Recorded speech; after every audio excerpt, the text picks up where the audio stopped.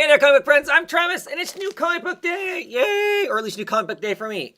Boy, I should have made some tea before I did this, so I had something to drink. Anyway, comics this week. 10. I only got 10 comics, and actually one of them is a really old comic from months ago that I finally got. Finally got it. It had been kind of, I don't know, back order, whatever you want to call it. They didn't have any. Now they do. So I'll be able to read all of the ones that are stacked up until then. But at any rate, let's look at what we got. Not very many comics, but that's okay. It's like the lightest week I've had. I think it largely has to do with my independent comics, waxing and waning, basically. It's in the waning, right? This one's smaller. Yeah, we'll go with that. Anyway, so when they all come back, then I'll probably have a ridiculous amount of comics. So anyway, start with Gideon Falls, issue number 2. We're continuing with this kind of overview map type cover. So like it's a picture of the city. I think the first one was probably the city where our main character was from, and or one of our main characters anyway, the one who's thinks that God is messaging him through, or the devil is messaging him through objects. This one clearly looks like it's more out in the country, so I'm assuming it's actually Gideon Falls with the priest, and of course it's got the outline of the guy, right? So I can't mirrored. I can't do that. Oh, there's his collar. Whew. Anyway, there's the outline of the guy in the looking down on the place. So it's kind of cool. Mixed feelings about the first issue. Aspects of it I really liked. I really liked it when it got towards the end. There's some art elements, which is surprising because Andre Sorrentino is the big reason I picked it up. But some of his art choices have been really strange. I don't mind the ones that are upside down.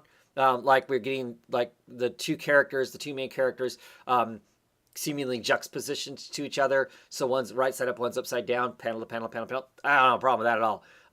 That weird 360-degree vision panel when the guy steps into his room. Last issue was strange to be. The non-solid blacks are pretty frustrating too. That kind of etchy where it looks like they used a dried up marker to fill in the black. There are elements of that in, that's just the back cover. There are elements of that in the blacks on the inside, and I don't care for that. I really kind of want it to be really black if it's going to be black.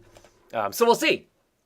But like at the end of it, got really interesting. The barn and some other supernatural stuff. So yeah, interesting stuff there. Super stoked for this. Deadly Class, Love Like Blood, Part 2. This is issue 33.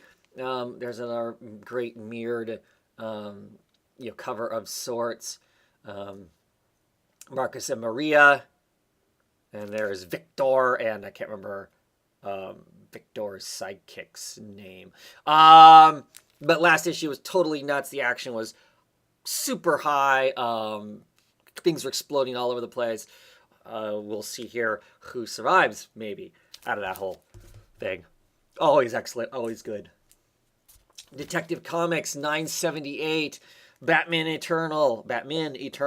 The Colony Wants You. So we're focusing more on Batwoman's choice to basically join up with her father, being in control of the colony now, and Ezreal and Batwing have joined along. And I remember correctly, the end of the last issue, Detective, so the Brother Eye had taken control of the colony. Their like cyber suits that they wear, and was making them do awful stuff, and Batman was trying to stop them. So we'll see how this starts to play out in that. Eternity Girl, issue number 2. There's a cool cover. Wow. Diaz. I really liked the first issue. It's very introspective, I believe. So I'm really excited to see what issue 2 brings us. Basically, Eternity Girl, she cannot die. She really kind of wants to. She talks to her psychologist a lot. She tries to fake that she is human. though she is not anymore. Either she is seen or a ghost is visiting her of a villain from the past and has told her a way to die, but basically she has to destroy the world. It's kind of been floated out there in a way.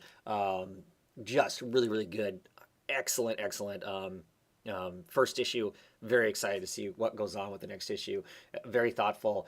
Magdalene Vizcato writing it, and Sunny Liu on art, at Chris Chuckery coloring. Good stuff. Really, really liking the Young Animal stuff. The Young Animal stuff is very cool.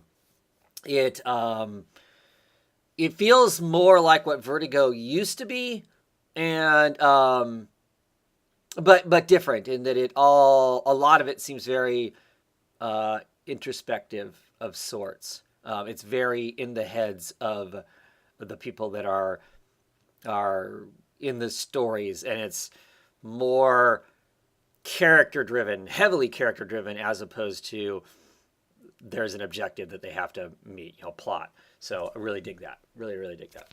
Issue 22 of Superman and the Justice League of China. A Team Reborn. So I'm not sure exactly what that means. A Seas of Change. So I don't know.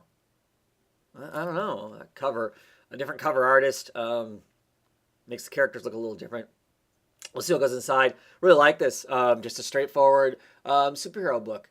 Just a lot of fun with some youthful, fun characters. So yeah, forward to checking that out.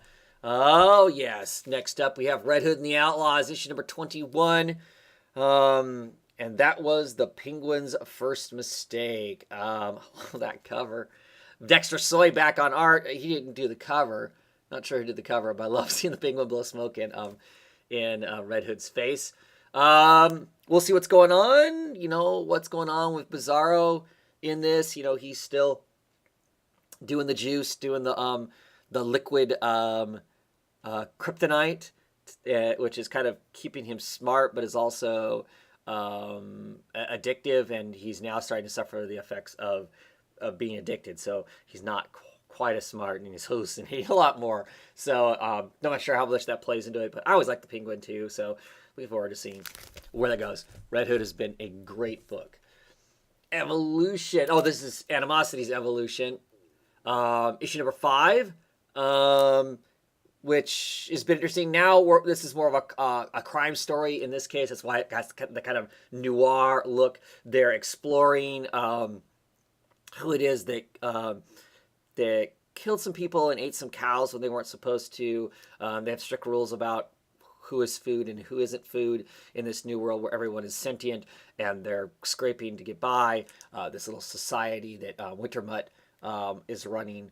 Been some mysteries go on, and so we're exploring that. You got some great characters there, some kangaroo rats and a bat over there on the side. Over there on the side, smoking a cigarette and whatnot. So some good stuff. Some interesting things going on in that. It's kind of a different take on the whole. It's less personal and more the global, not globally, but at least the city and all the stuff that's going on. So they can explore all different kinds of stories about animals having sentience, as opposed to Animosity, which focuses on Jess and Sandoval and their trek across the world, or across the United States to get to her brother, which I don't think they're ever going to get to. Anyway, Resident Alien Evil, geez, video games. Resident Alien. This is an alien in New York. This is one of 4. I love the Resident Alien stories and character. He's an alien who has landed on Earth, and he is basically is living amongst us, living a normal life amongst us, because he knows he has no way of escaping. He is a doctor. He has some Native American friends, potentially girlfriend. They haven't really completely gone there yet, but there's definitely some stuff there that I think they know that he's an alien, just haven't really, like they kind of talk around the subject, but don't actually talk about the subject. Little kids seem to be able to see him as who he is lots of times, which is interesting. The U.S. government is after him, but they're after him not because they think he's an alien, but when he first landed, he needed currency, so he counterfeited some money to kind of get himself started, and that's what's kind of gotten him in trouble initially. We'll see what goes on. Anyway, so clearly you must be in New York. This, like the Dark Horse stuff, is usually told in little stories, little 3-issue or 4-issue little miniseries, and it usually takes off for the last one. Gives you some idea. It has some pre-story if you are not familiar with the book, so you can jump anywhere. I don't have like the first 1 or 2 miniseries that originally came out, but I've really been enjoying it. It's just really kind of a fun little different little thing, and I'm happy with it. It comes out, maybe once a year, kind of a thing. We get these, these little miniseries. They are all interconnected, telling a greater story. To what end, I don't know. I don't care because I'm along for the adventure. So, good stuff. And someone is texting me. Here we got Sleepless, issue number 5. Excellent fantasy book. I don't know how well. There's some fantasy to it, clearly, in that one of the characters is part of this group called the Sleepless that do some ritual and makes them so they never sleep, so they can be the ultimate protectors and whatnot. It's lots of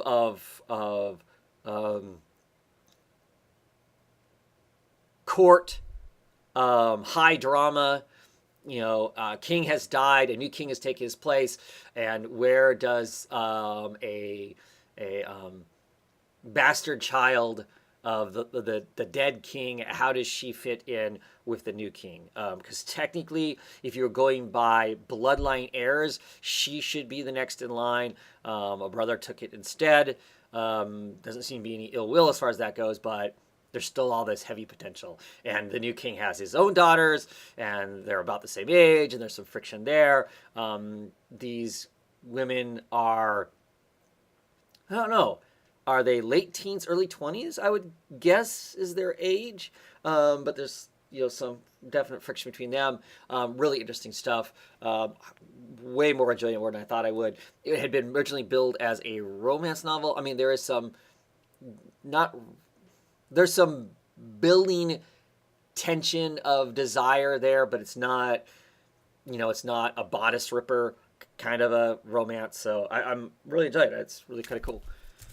And finally, the book that I've been waiting for, Snagglepuss. This is issue number 2. We are already on issue number 4, so I have 3 issues to read. Don't know if I'll have them read by the Comic Book Roundtable or not, but I will be looking forward to reading all 3 of those together now and seeing what's going on. I hear some people aren't digging this quite so much. I just think it's a different kind of a book than the Flintstones was, clearly, but it has its own interest. At least I enjoyed issue number 1, so I'm looking forward to diving into 3 issues and see what I think. Anyway, that's it. I'll be back later on tonight, Comic Book Roundtable. Until then, have a great one, everybody. Have a good weekend.